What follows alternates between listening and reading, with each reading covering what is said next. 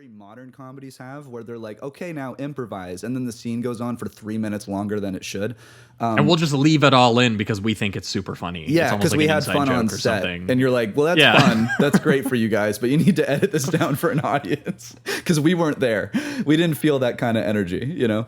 And I feel like this first one has a better grasp on that and using his well, and it's such a key part of his character because, like, I mean, if you think like in this movie, it's how we're introduced to him. We're introduced to him in a character mode before we actually see what he's really like, and it's part of what I really like about the first one, and I think how well it does the character comedy aspects of the movie more than it does the sort of like procedural crime or the action elements. But like when he's first doing we're introduced to Axel Foley I guess we haven't even said his name yet. Axel Foley, what a name. Yeah. And he's doing this undercover sting operation, and we're revealed that, like, he loves like not being dressed in uniform. He loves rocking the jeans and the hoodie and the sneakers and like the phys ed t-shirt.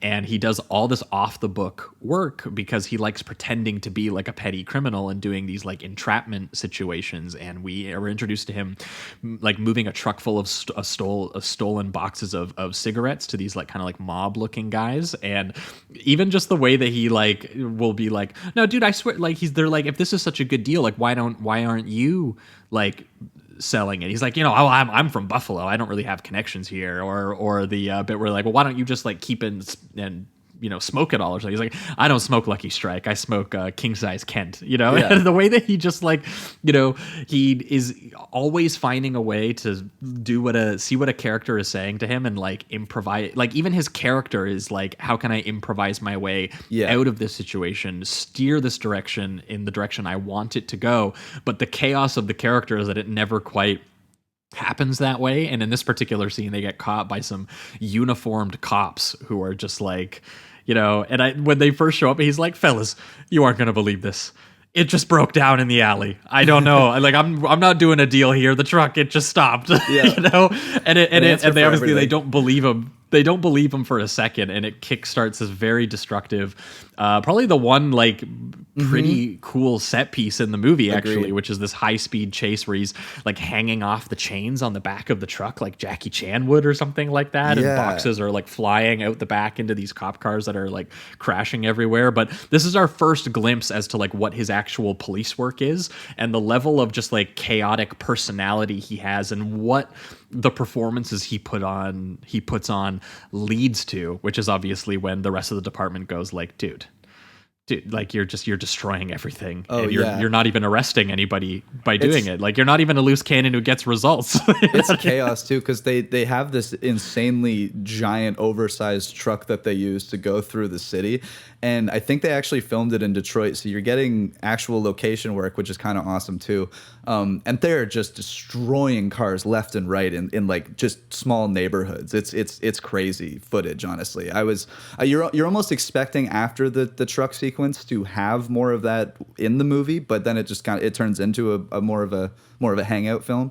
But because this stuff in that first 10 minutes is so over the top, like it's not equal to Bad Boys 2, but it is pretty wild, especially for what I know about Brest. But it did remind me of where Brest would eventually go with something like Midnight Run, because Midnight Run, when it gets into the action set pieces, there's quite a few. They're interspersed throughout the entire film, and there's like crazy stunt shit, like them having to hop off like a moving train, or them in the highway driving through like the Arizona rock formations, and like a helicopter chasing them and like shooting machine gun fire down at them and stuff like that. And and that happens more at like the midpoint of the movie. So I agree. I think that like Martin Brest kind of showed that he could do a set piece like this, and it's a little funny that the script just gave him kind of like the one opportunity to do it, because it's right at the beginning of the movie. He doesn't, because it does end on a shootout, but it's like a fairly conventional like 70s or 80s,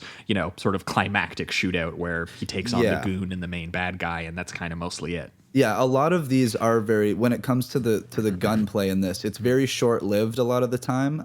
Again, because they are kind of more accenting on the characters, and they're trying to make this one a little bit more grounded than the second one is. And so the shootouts are just kind of like, someone hears a noise, turns around, doesn't get the jump on somebody, and then they get shot in the chest. That's most Yeah, of but what things are. did you think that it was a little weird though that they set up how in Detroit he's so destructive, and at one point I think even the Beverly Hills cop or the Beverly Hills police department is like, Detroit's like a way more violent city, and you guys are like way more violent cops than us.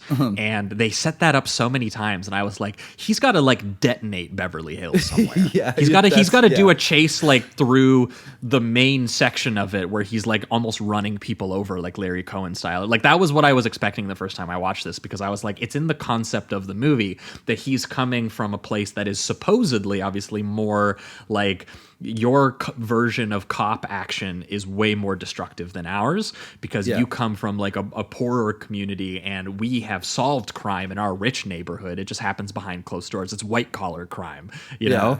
And if that's the premise for your movie, I think you needed to take the destruction of Beverly Hills to the next stage. Because like that's what I agree. would have liked to have seen. And what's interesting too is I guess it's in the second one, but in a sense they eventually kind of it seems they have this idea that he teaches the character that Judge Reinhold's playing, Billy, that eventually, because that's kind of true. I don't want to keep skipping to the next movie, but there's so many comparisons as things develop, and eventually they're he very kind different of movies. becomes that destructive force, and like he's discovered like his double gunplay and all of that. And in this movie, it's a little lesser than that. He eventually does, fight with his cop partner and everything, and they're making comparisons to like Butch Cassidy and the Sundance Kid and all of that. Yeah.